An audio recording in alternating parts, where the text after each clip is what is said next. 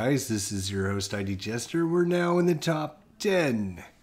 Top 10 is APBA, Everyday Player, Superstar Baseball, Deep Drive, Internet Baseball League, Dice Baseball, and Dynasty League Baseball are all off the table. Let's find out which one of these games that's left is going to be game number 10. And where is it? There it is. Couldn't find it there. So for me, game number 10 is going to be Play Ball Baseball. Play Ball Baseball. So Play Ball Baseball actually was my 14th game last year. So this is going to be dropping 4 spots. And there'll be a reason why, I'll tell you. So the game system, you're going to roll on a batter card, 2d8, and you're going to get a result. And it's going to tell you what the result of the play is, or the possible result of the play. So that's how that's done.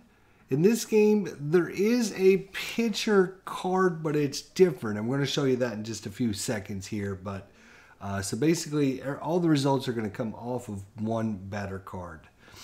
Is there a computer version? No. Can you order printed cards? Yes. Can you order PDFs? And yes again. Game strengths. So number one game strength is going to be the team defensive sheets. So what am I talking about? This is what I'm talking about. So when you order a season file, you will get all of the defensive sheets for that season for all of your teams. And basically it breaks down all the player cards, all of the information, everything you're going to need onto one single sheet of paper that you need for your team. And you just print that out and have it. So if for some reason, say Chris Owings is playing second base, you need to know what his arm is. You don't need to go find his card and look it up. All you have to do is glance over at your team sheet and it'll have all the information, all their stats, all their ratings, and all the pitcher stuff as well. Plus all the ballpark information, etc., etc. So team sheets. You're going to hear that a few times here in the top 10. But like them, I think most games, if not all games, should come with these sheets for you to print out. So you don't need to. I mean, I see many of our fellow players, YouTubers out there, many of them writing down stats off the player cards on their, when they're keeping track cards and dice on their sheets of paper with all the different stats, and taking all of that time to write all that information down every time they run a game. You know, it only takes 5 or 10 minutes, right? It's not that big a deal, but it is. When you do that for 162 games, think of that. That's like literally 40 hours or more of just doing nothing but writing stats down on a sheet of paper, so you have that information and don't need to look it up, when all they have to do is create these super good defensive sheets that they should be giving to you for free. Every game out there should have these. Without a doubt, every game that should have these. Where all you need is to look at one sheet of paper that'll have all the stats, all the ratings, all the abilities, everything you need on one sheet of paper. So team defensive sheets. Tall pitcher cards, yeah, I'm going to show you that because we're going to talk about the way the system actually runs, but tall pitcher cards is one of the game strengths. There are a lot of quick results, which we'll see when I start showing you some of the cards. And the other thing is it has all the freaking players. How nice is it to actually have all the players when you actually order a season set or you order a PDF? That's really good. Game weaknesses. Some results can be a little confusing on the cards. Understanding the different symbols takes a little while and takes a few games to play to get good. That's what TGG is. Takes a few games to get good. The reason I rated this number 14 a couple years ago was I only had a couple games under my belt. And I really wanted to like this game and learn it more and played it some more. And now literally like the last time I ran a game, it was like 38 minutes. We had a whole game in. It's really quick once you understand what the different symbols and how to do certain plays. it does take that little learning curve to get into the game. So let's actually show you what we're talking about here. So let's look at cards. So here's a card. So you're going to be, again, rolling on this batter card. And what you're going to do is you're going to compare the results. Either you're going to get a result, right? So like this is a home run, this is a walk, this is a ground ball to second, this is a strikeout, etc.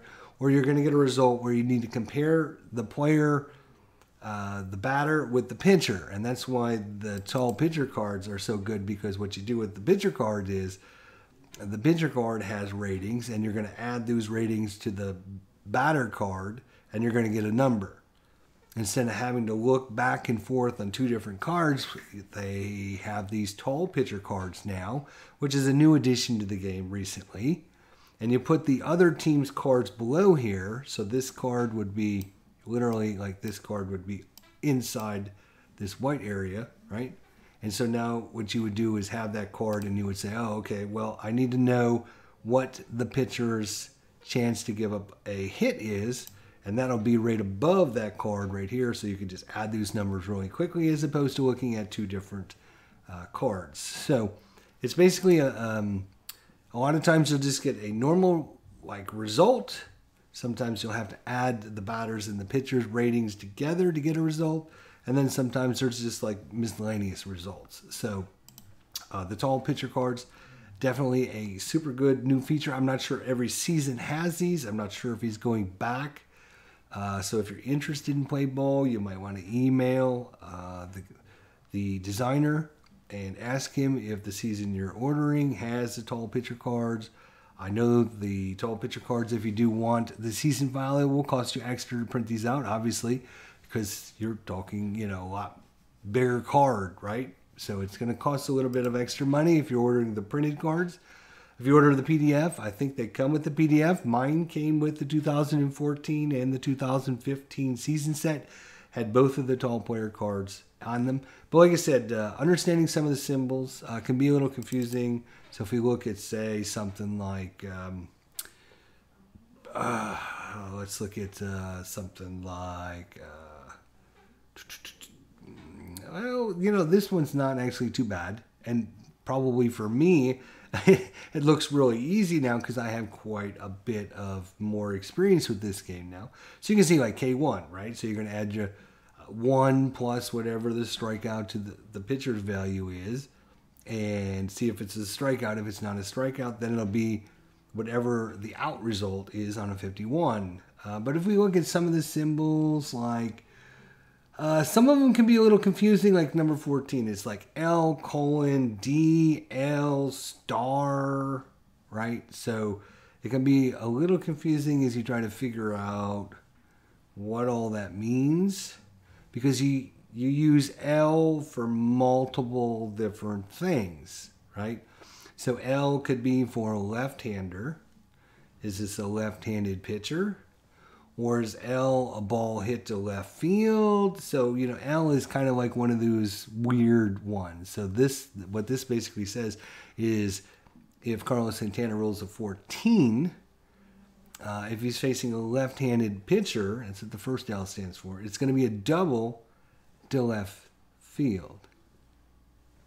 So, yeah, it can be a little confusing until you understand what all the different symbols and everything is. So, value, how much do you get for a cost? I'm going to give it a 7 out of 10.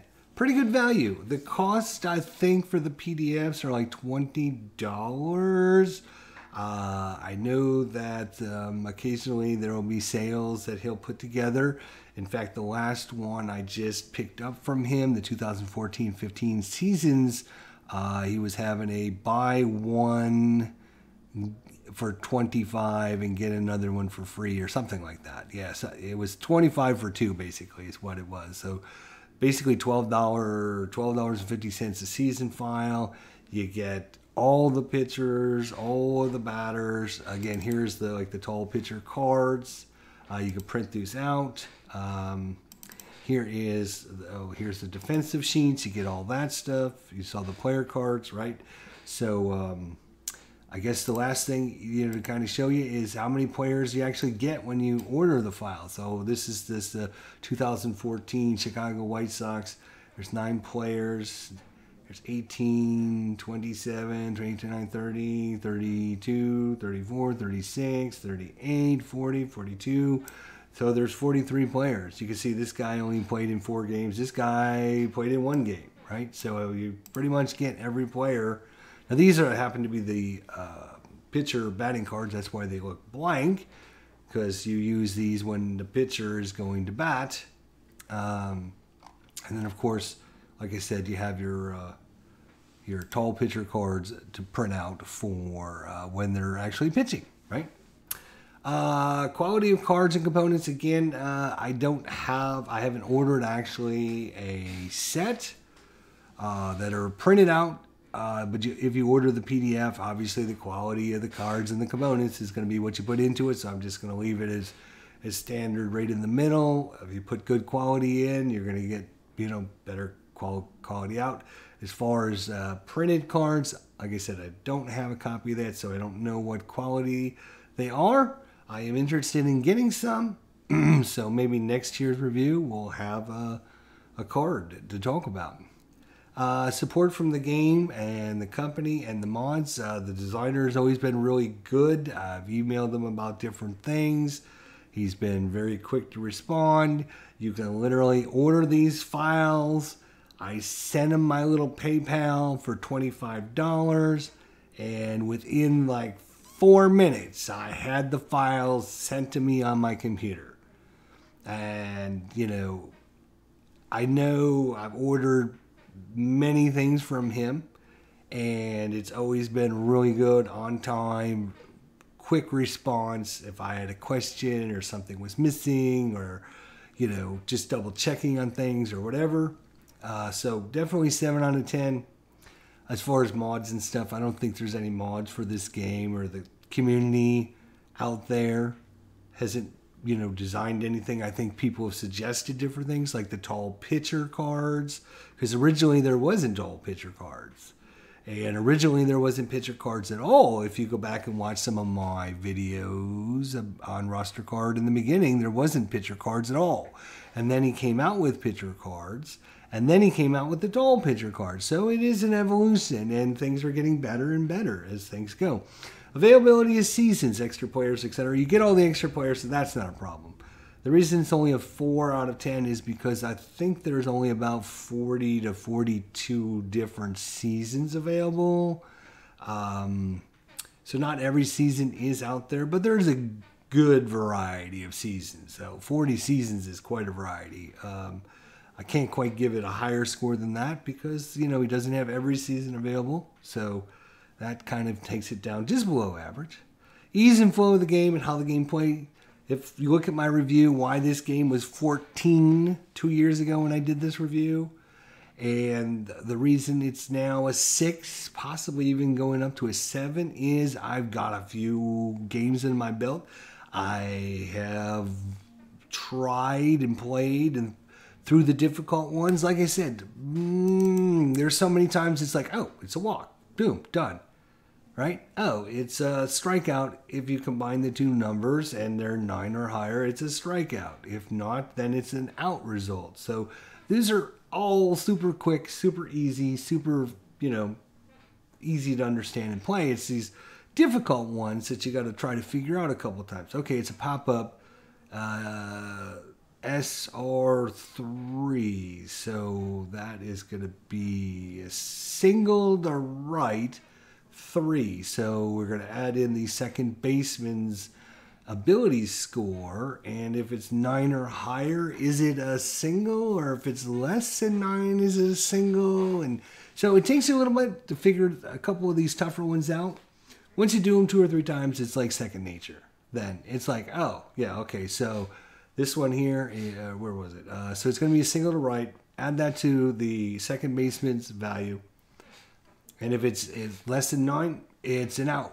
Second baseman makes the play. If not, it's a single to right. Oh, okay. So now that I've done that a couple times, I look at that, and for me, that's like super simple now.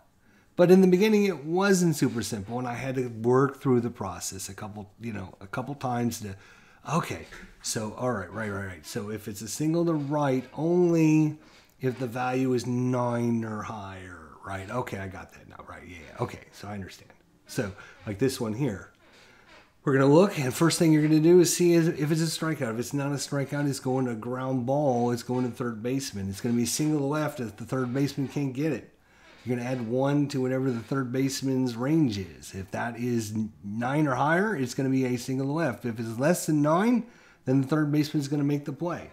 So once you understand them, they're a lot quicker and a lot simpler. And that's why this game is now dropped from number 10. From number 14 all the way down to number 10.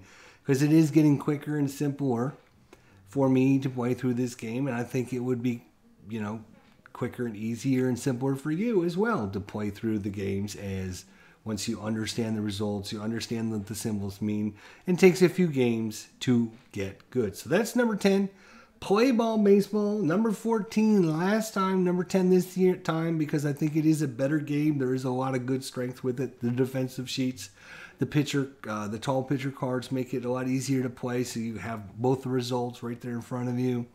A lot of the play results are quicker, and it does have all of the players, and there is quite a variety of the season files. So, game number 10, Play Ball Baseball. Thanks for watching.